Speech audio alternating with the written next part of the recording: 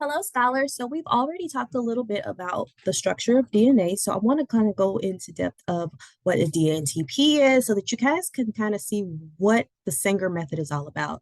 So if you look at this double helix that we talked about before, if you zoom into just this one section, this is what we find. We find a sugar, a phosphate backbone, and a nitrogenous base.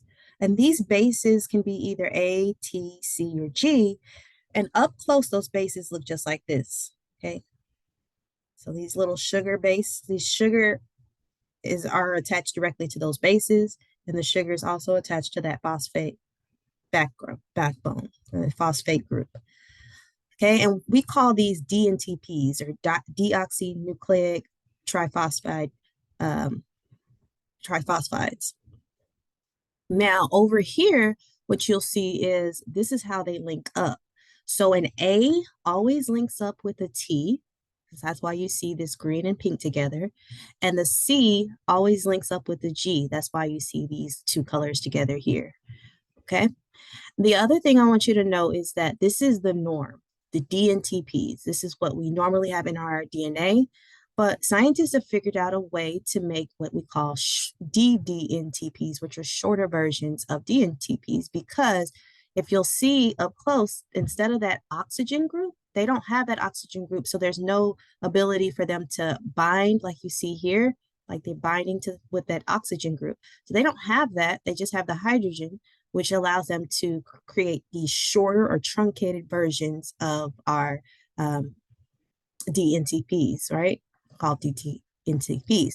And that's what you see in these little vials. And why that's important is because this guy right here called the DNA polymerase, he's going to come in and bring in that shorter copy and allow for us to cut here on the single strand and maybe cut over here on the single strand and give us just that one strand. And when we have that shorter strand, it allows us to be more manageable in order to read off that copy. So what you see down here is an actual DNA polymerase, and that's how fast and that's how many strings it could do at a time.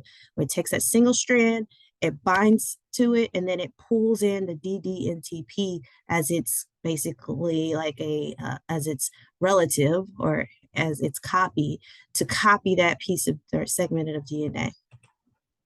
So the Sanger method is it works like this. We take a double-stranded DNA sequence and we heat it. We heat it up to 100 degrees Celsius.